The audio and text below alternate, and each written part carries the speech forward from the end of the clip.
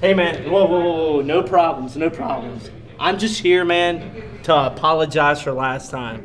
The last time we were in the ring together, I was rude. It's unacceptable, not the Brandon Scott character. I'm just here, man. I just want to apologize to you for messing everything up, man. I'm sorry. You want to apologize to me?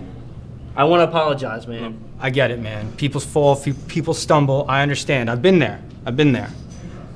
But as long as you're good, I'm good, man. And I'm just happy to have you back and fight. You were my first match. You were the reason I came back. All right, man. Thanks. We're good? We're good. All right.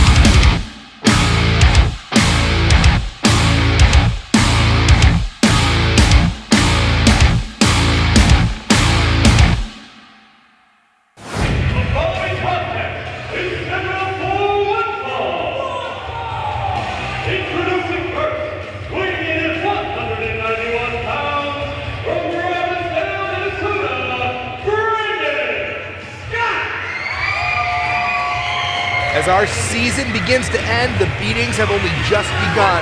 I am your hero, Jason Heath.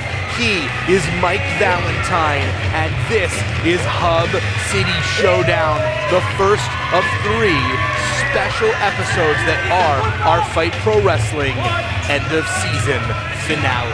And we return with a man who we saw towards the beginning of the season, Mr. Excellence, Brandon Scott. When we last saw him, he was a different man. He had felt left over, passed over, and he was trying to, make waves in all the wrong ways. But now he is back with a better attitude and a better perspective, and Mr. Excellence is here to prove he belongs for permanent on the Fight roster when we return next season.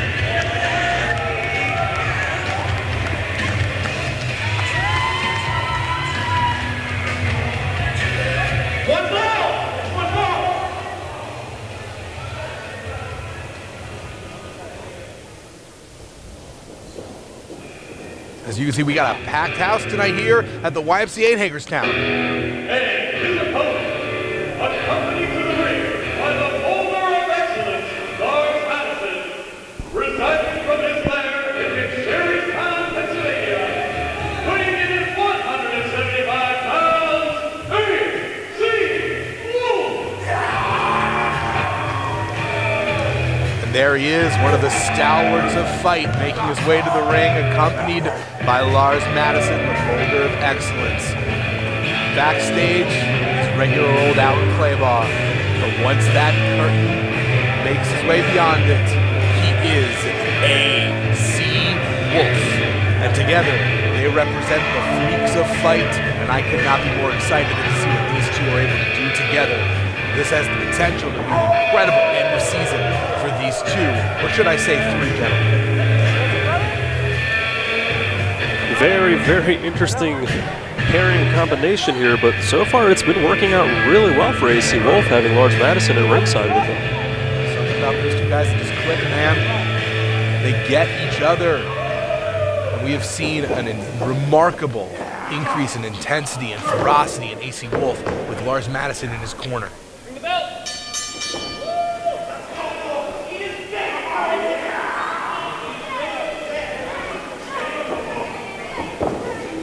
These are 2 young guys with a ton of potential. I'm really excited to see this one, Mike.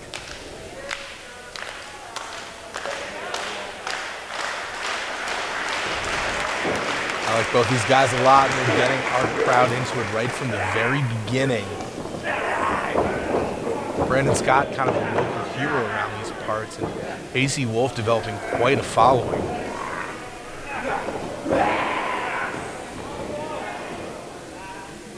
It's interesting when both guys kind of have a bit of a home field advantage. Fight is the playground of the Wolf, but this area here in Hagerstown is one that Brandon Scott's been known for a lot longer. Who do you think that particular advantage goes to in this one. That one's a little hard to say. I mean, granted, this isn't a one of our divisional matches that we have here. So for Brandon Scott, you know, pretty up and up. But if it were one of those, I would say the advantage would definitely go to AC Wolf. There you go, first cover of the match. Depending on how the fan reaction go here, Again, Brandon Scott may actually have an advantage. see these quick falls that these guys are trying to get. Ducks that kick, ducks another kick. Super evenly matched. You see that respect. These guys now both dealing wild haymakers, both ducking underneath. They're kind of wild mirror images of each other. You know, if I understand it's a different animal, but if AC Wolf is the Wolverine, Brandon Scott is the do-gooder Cyclops. It's an X-Men reference because you see that one of those things I have in common with Mr. Brandon Scott is our love of Marvel's Merry Mutants. Oh, look at that. And AC Wolf extending his hand.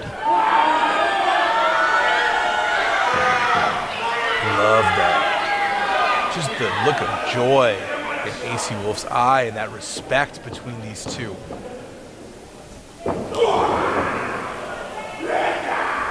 That's the thing it takes about being a really great professional wrestler. You gotta love hitting people, but you also kind of love getting hit a little bit too. There's gotta be that part of you. Oh, look at that! Hurricane Rana that takes him down. There's gotta be a little bit of a part of you that just kind of enjoys when you get rocked and able to take that energy and use it against somebody else. Oh, hard kick there.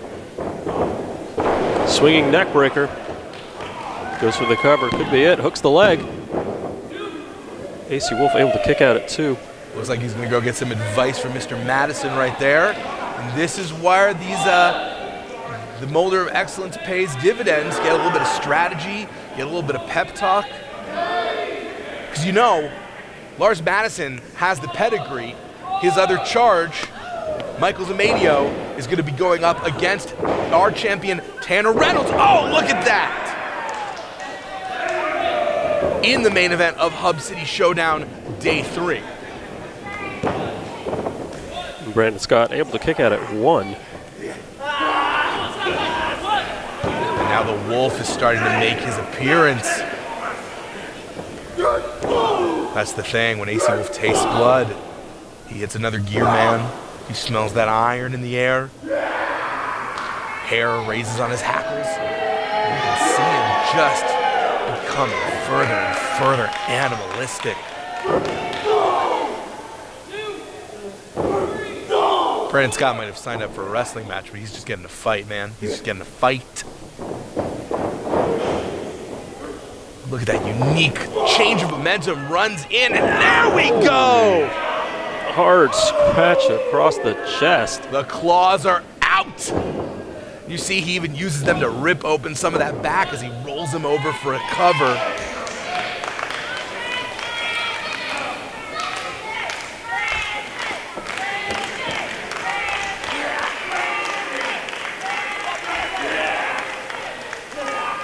Now trying to wear down his prey. You know, that's how wolves hunt. They find the infirm, they find the weak, and when you don't have the weak or the sick in front of you, you make them the weak and the sick and the infirm. And that is what AC Wolf is doing in this match. He's taking a prime, healthy specimen and breaking him down to be the hunted. Brandon Scott doing everything in his power to break out of that. Hard chop across the chest. He does not want to be dinner tonight. Oh! Gets caught with that back elbow.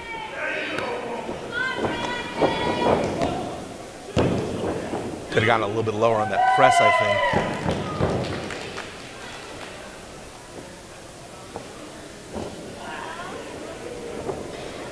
We've yet to hear that distinctive howl that we've come to know so well. As AC Wolf thinks it's time for the kill, he knows he's still got some work to do.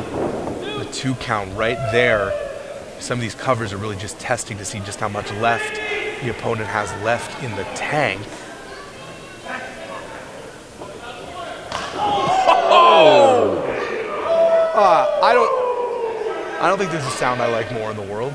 You know, I know that's weird, but when you just hear capillaries burst and explode like fireworks, inside someone's chest, you know that we are here for professional wrestling, man.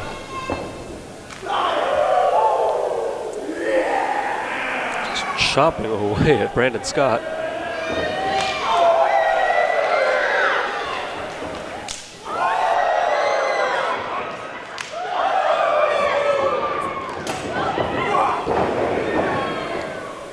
With a knee to the stomach, AC Wolf back in control of the situation. Looks like he's trying to set him up for something. He's going to the top rope. You see Lars Madison calling the play. We've very rarely seen AC Wolf go up to the top rope, but like I said, there was that howl going for that finish. Oh, moonsault. But Brandon Scott able to roll out of the way. I think he knew something was going on, wanted to wait it out a little bit to see where that move was going.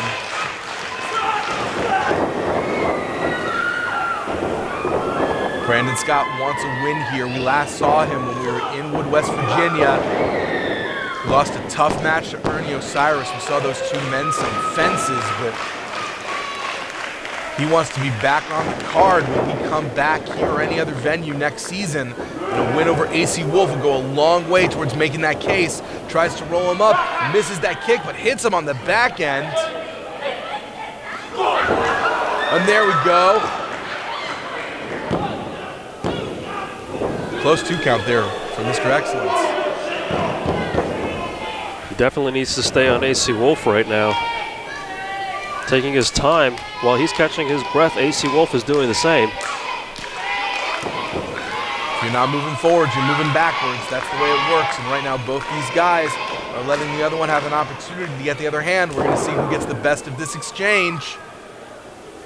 So far, it appears that right now, Brandon Scott is the fresher competitor, as AC Wolf looks a little bit out on his feet. But maybe he was just making it seem that way, because that was a rockin' elbow right to the face of the Excellent One. Nice reversal there to a press. Oh, cutter right from the ropes. And AC Wolf able to kick out at 2. Lars Madison was having a stroke on the outside. He thought that was over. I thought that was over. Brent Scott's not sure what's left. He's got to bring out of his arsenal. Polish off this particular lupine opponent. You see Wolf struggling to get on from all fours onto all 2. Standing switch reversed. Oh! Blue Thunder bomb. And there you go. AC Wolf puts away Brandon Scott, who I still think had a fantastic showing here in his return to fight. It was an amazing showcase by both men there. Do not be surprised if you see Brandon Scott coming back more often here after that match. And check this out. Lars Madison is taking AC Wolf to new levels. We have watched this journey of AC Wolf over the course of this season, and I think he is about to embark on an entirely new phase of his career. I am so excited to see what happens for the Freaks of Fight. I wonder if this is a phenomenal omen for that man's alter ego, Michaels Madio, when he goes up for the Fight Heavyweight Championship at the end of Hub City Showdown. You ready to let your freak flag fly, Mike? I'm never ready for that. Let's make fight for the freaks, buddy.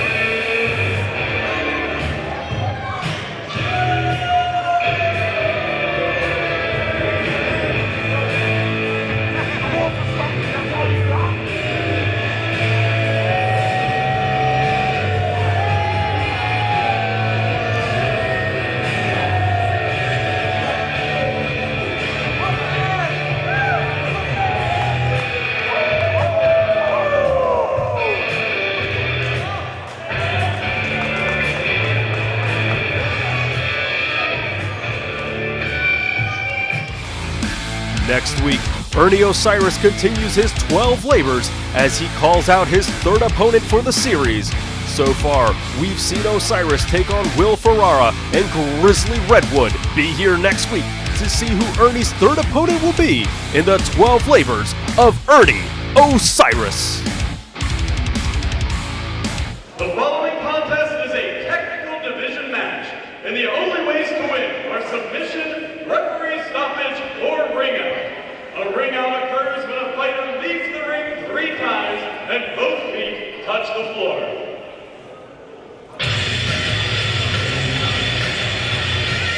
Introducing first, from Kansas, Kansas State University, weighing in at 202 pounds, he is the shooter, Killian McMurphy. And it is main event time for day 1 of Hub City Showdown. The shooter himself, Killian McMurphy, who's one of your favorite wrestlers here on the entire roster. I think the world of this guy. I think the world of his potential. I think the world of his attitude.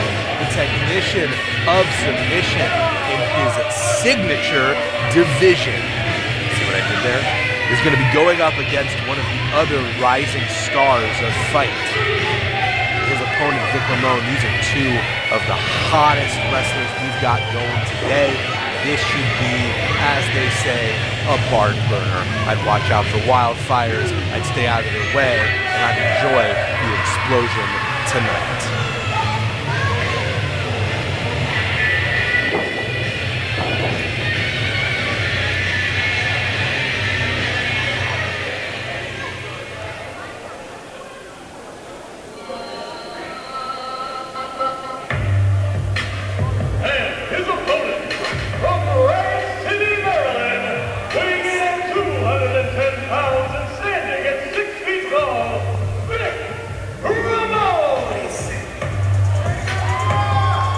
First member of Riot City's Most Wanted we will see at Hub City Showdown, but not the last.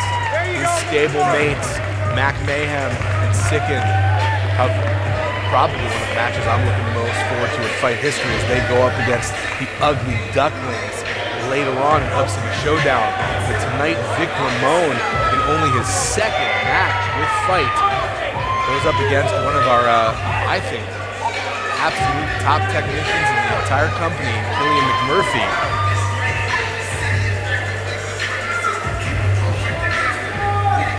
Now, Killian completely in his element in this situation. This is a technical showcase division match.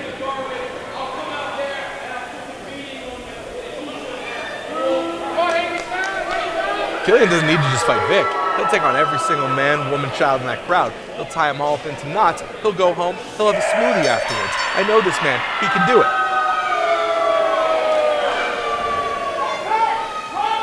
The fans don't seem to be as big fans of him as you are. Well, they're not quite as educated as I am. They're maybe not quite as up to date on the latest in the best of professional wrestling, but that's okay. That's why I'm here. They're going to listen to this broadcast, and they're going to understand that the shooter is where it's at. That's not to take anything away from Vic Ramon. We have seen that. Here's the thing. Well, listen, there's no accounting for intelligence in this particular crowd as they scream Shooter sucks, because that's not true. Shooter's phenomenal. So is Vic Ramon. We have seen that Vic Ramon can knock a man, I don't know, maybe twice his size, unconscious with one blow. He is a knockout king here in fight. But the shooter knows how to tie you up, tangle you around, and make you tap. So that's really the big question for me in this match. Can Vic Ramon land a knockout blow before he gets twisted upside down and all around by the shooter? And the thing is, the shooter's reputation actually is a benefit for him. You saw it with Ray Rumble last week. You see it now with Vic Ramon. Everyone wants to try and make a name by going up against Killian McMurphy at his own game. They think they have something to prove. They think that they need to beat him via submission, and they always end up making mistakes because they should play their game, and instead they wrestle McMurphy's match against himself. So if you're Vic Ramon, what's your strategy? You are in Killian McMurphy's house right now. You are in a technical division match. What do you do? Well, The match can end one of 3 ways. By submission, by ring out, oh gosh, right, he's going for that arm bar, or by referee stoppage. So I think what you do is you try to power McMurphy, keep him away from you playing some long game attacks, and you do one of 2 things. You hoist him up, use your advantage, and throw him over those ropes 3 times, and get that ring out. Or, if I'm Vic Ramon in particular, I try and power him into a corner, knock him to a point where he's dizzy, and land that knee right to his face, knock him unconscious, and force the referee to stop the match just in. And 1 ring out already. Oh, he's not happy about that, that's for sure. Oh! And taking it out on Vic Ramon with a dynamic clothesline.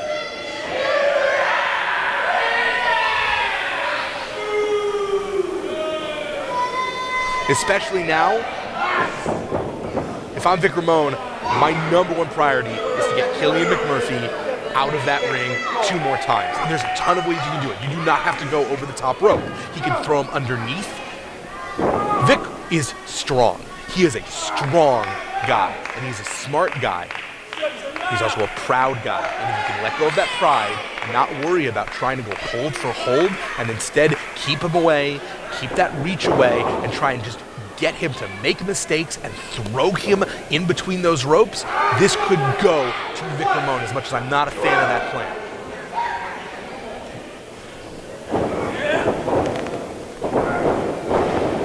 And Killian staying right on that arm.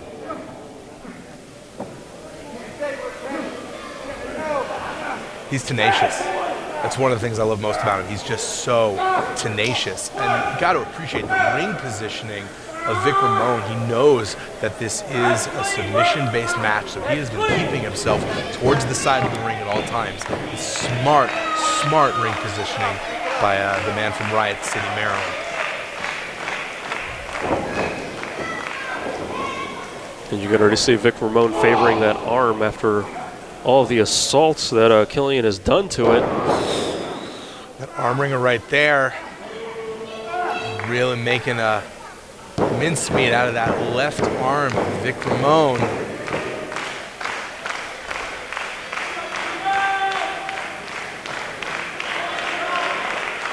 These are 2 guys that don't lack confidence, you know what I mean? Like, there are some members of our roster that I think might occasionally question themselves, and that is something that they're working through as they get wins and they get more matches under their belt with bigger opponents. These are 2 guys that do not walk into a match questioning their ability. They are fully fledged individuals with egos to match.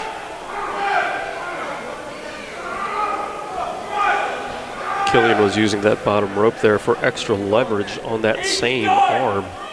If you see, Vic is smart. He's staying in the corner. He's not letting himself get taken out of there. He's trying as much as possible, which is why it behooves Killian to do something like this and trying to... Oh! No! He's going for a reversal, but still going for that arm bar. Vic Ramon not in a great position. No, I think Vic had something in mind that did not work out there. He's not in his usual good position, but he's trying to reverse that. Oh, he reverses it to his own arm bar. And that's great, and he's doing well with it. It's the second time we've seen him do it. I still don't think that's the way to go. His arm has already been damaged. He doesn't have the same upper body strength that McMurphy has at this point in the match.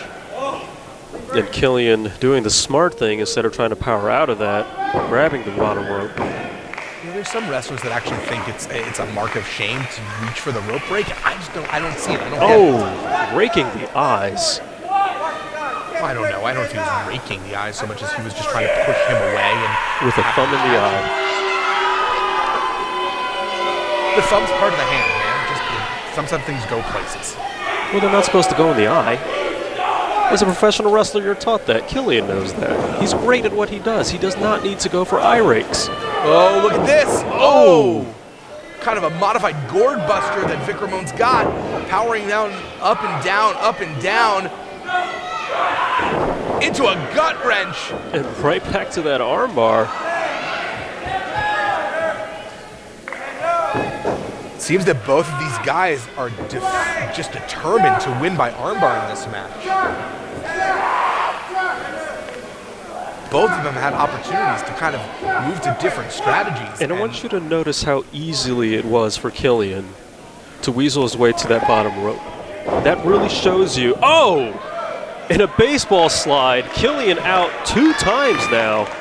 But that really does show you earlier how much damage Vic Ramon's arm has. That's what I'm saying. At this point in time, if Vic Ramon tries to go again for that armbar instead of pushing Killian McMurphy out of the ring for that 3rd ring out, I don't understand the strategy. His arm is injured. He doesn't have the upper body power. The smart thing to do at this point is just anything you can. Like right now, just hit him over top of the ring ropes and knock him out. Don't try and bring him back into the ring. See, Vic Ramon is a man of pride, though, and he actually wants to show that he can beat Killian. And pride cometh before a fall, and you don't want that fall to be out of the ring 3 times in this particular match. All right, he's going for that chicken wing. We've seen him win matches with it before. This match... He's tying up in the ropes, though. It's an illegal hold in this division. Killian, get inside the ring, man. You do not want to risk this.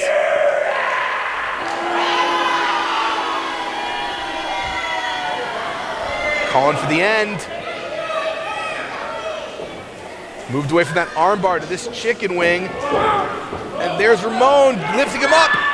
And that's the strategy that Vic Ramon needs to use so effectively. He is so powerful. His suplexes are so dynamic. His lifts and his throws just... And Vic Ramon, no idea what he's going for here. This is a totally different game plan than anything we've seen. Try for that frog splash, but he misses it. Getting curled up in that chicken wing. There we go. That repositioning. He is not near the ropes right now. He might be able to get there, but instead he taps.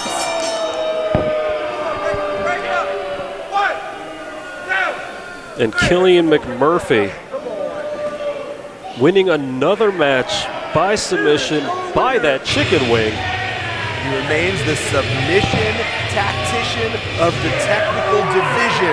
The shooter, Killian McMurphy, wrestled a smart match. He tried going for that armbar, he went for that armbar, and he managed to reconfigure his knees into that chicken wing, even after getting thrown out of the ropes twice.